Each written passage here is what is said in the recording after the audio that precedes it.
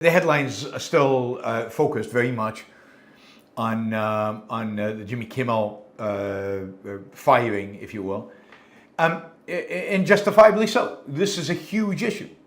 It's not the issue of Jimmy Kimmel, who cares? It's not the issue of him getting fired, who cares?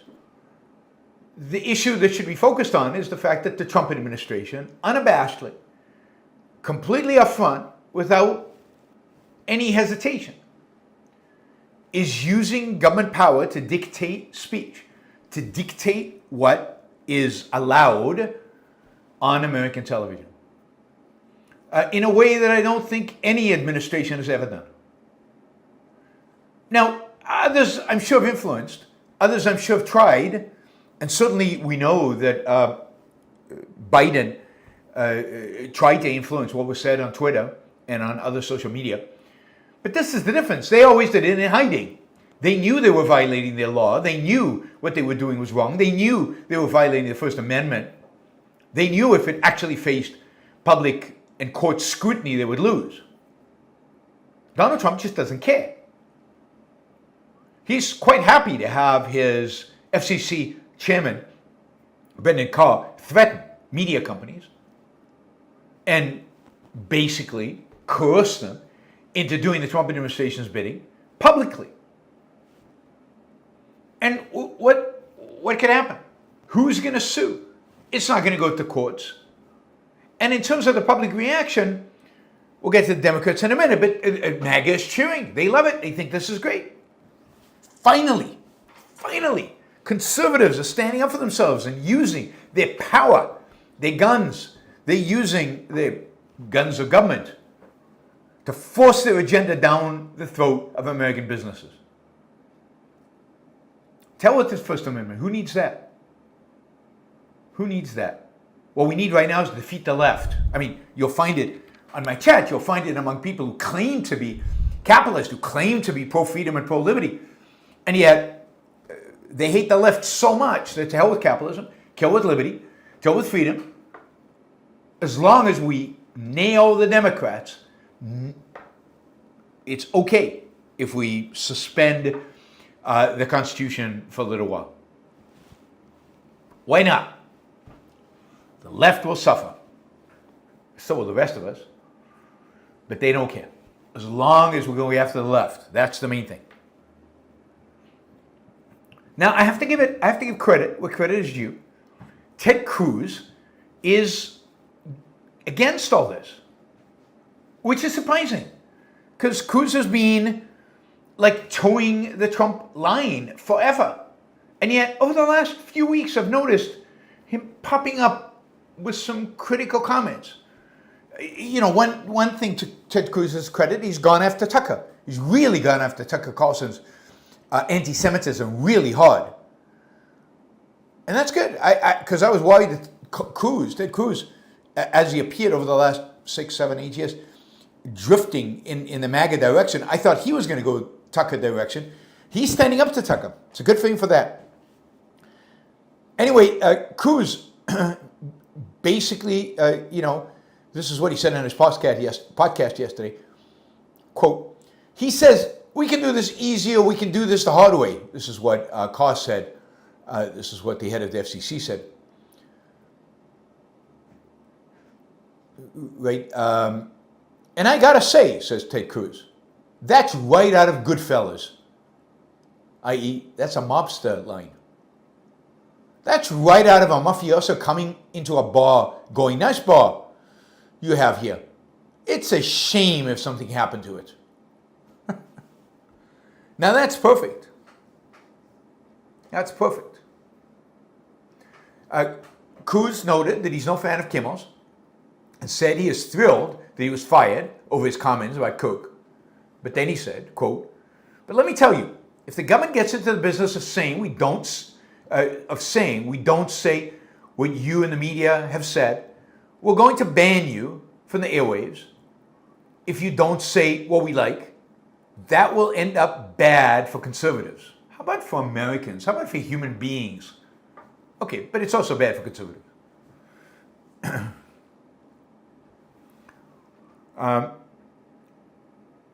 Yeah, good for Ted Cruz. I mean, I've been very critical of Ted Cruz since a long time. I'm glad to see him wake up maybe to his closer to his real identity. He used to be a good guy, at least on some issues. Never a good guy on all issues. But then he became a bad guy on most issues, and now he's slowly becoming a good guy on some of them. It's very confusing to me. At the same time, many other Republicans are like, I used to be for free speech. But now that we have power, maybe this free speech stuff is a little overblown. Maybe it's too much. Here's Republican Senator Cynthia Loomis. She says, an FCC license, it's not a right. It really is a privilege. I want to throw up. And then she says, under normal times, in normal circumstances, I tend to think the First Amendment should always be sort of the ultimate right. And that there should be almost no checks and balances on it. I don't feel that way anymore. Yeah, First Amendment, not sexy anymore. It's not, no, I'm not that excited about it anymore. I think I'll switch. I think government power over speech, that's the policy I'll adopt. That's good for the country. That's good. That's good. In the meantime, Donald Trump, on Air Force One, is not agreeing with Ted Cruz at all. At all. It's like, no, right? He says, they give me only bad publicity. Press, I mean. They're not getting a license. I would think maybe the license should be taken away. And he said the decision about whether to take their license away should be left to Brendan Carr, chief of the FCC.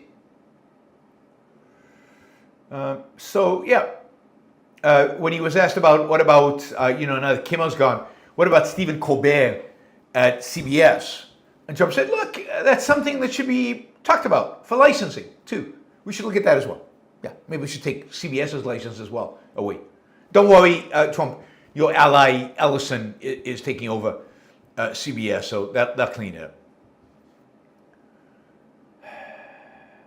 He says, when you have a network and you have evening shows and all they do is hit Trump, that's all they do. If you go back, I guess they haven't had a conservative on in years or something, somebody said.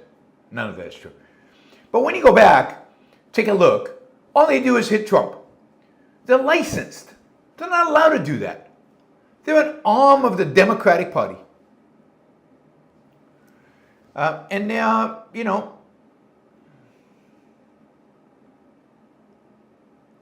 and we're going to take care of it. Trump said, I think Brendan Carr is outstanding. He's a patriot. He loves our country. He's a tough guy. So we'll have to see in terms of who loses their license and who doesn't.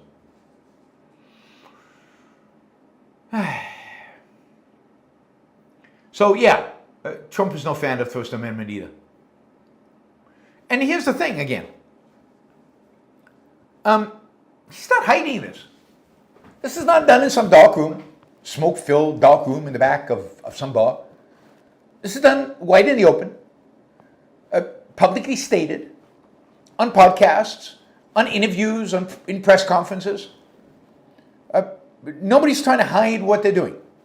Chris Rufo constantly said, we're going to use whatever force the government has in order to clean out these, legally, he says. And they can take the license away. That's legal. I don't think the Supreme Court will like it. But by the time it reaches the Supreme Court, who knows what will happen? So it's brazen, it's explicit, it's out in the open. They're telling you what they're going to do. They're signaling in advance because they're hoping, what they're really hoping, is that all these guys will get fired now. And they said it, they threatened a few times. Nobody can pin it on them. Nobody can say it was explicit. The courts can't overrule it really. Who has standing anyway to file the lawsuit? So, the brazen, explicit, and then they're happy to take credit for it. And that suggests that they're unafraid. They're not afraid of you. the voter. They think you support this. They're not afraid of the courts. They are certainly not afraid of Congress. I mean, look, Trump, according to polls, granted, what do the polls know? According to polls, is as unpopular as any president has ever been in history. He's the most unpopular president ever. More unpopular than he was the first time, which was then historically low. More unpopular than Biden was. What's he got to lose? People don't like him anyway. We'll get to why he might win anyway. Why Republicans might win anyway, even though they're so disliked. But yeah, it's there are no consequences. They and this is to a large extent Congress, but not just Congress. This is us, the people.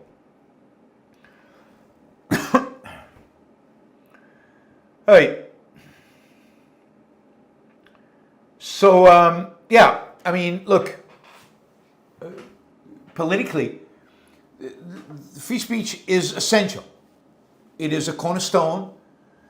When the government starts censoring, when the government starts threatening you for your speech, when the government starts censoring you, penalizing you, undoing green cards, potentially taking away your citizenship because of speech, we are in real trouble.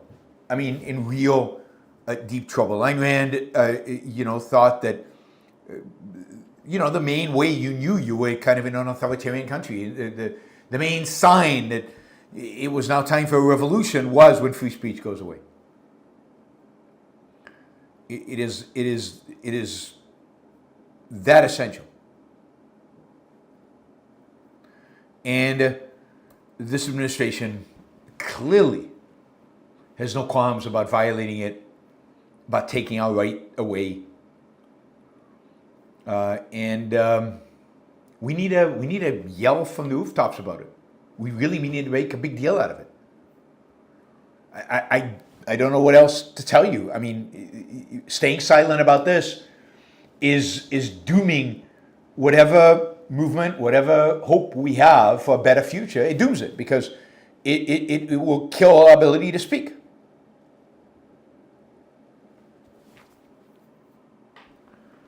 So, somebody's accusing me of moving further left because I'm accusing the Trump administration of using the federal government to silence people. That's left now? Really? That's left? You're losing the plot, people. You really are losing the plot.